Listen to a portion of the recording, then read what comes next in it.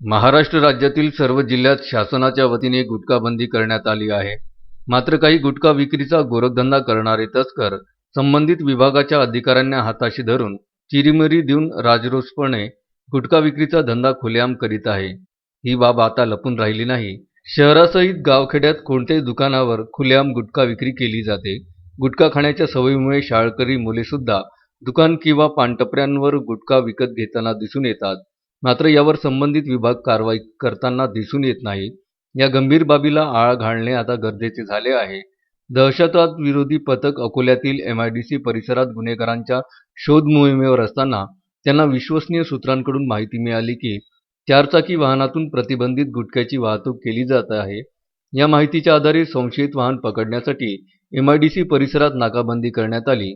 नाकाबंदी दरम्यान आवागमन करणाऱ्या वाहनांची अडवून तपासणी केली असता महिंद्रा जितो क्रमांक MH30 BD 0079 या वाहनातून प्रतिबंधित असलेला गुटखा विमल 15 पोते, नजर 11 पोते, जिंदगी 2 पोते असे एकूण 28 पोते गुटखा याची किंमत 11,49,000 रुपये तसेच 5 लाख रुपये किमतीचे वाहन असा एकूण 16,59,000 रुपयांचा प्रतिबंधित गुटखा दहशतवाद विरोधी पथकाने अकोल्याच्या MIDC परिसरात मोठी कारवाई करून जप्त केला.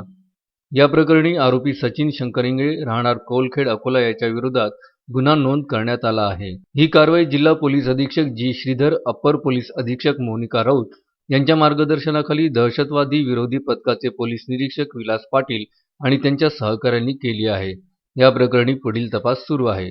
बाळासाहेब गणोरकर, विदर्भ न्यूज, मूर्तिजापूर.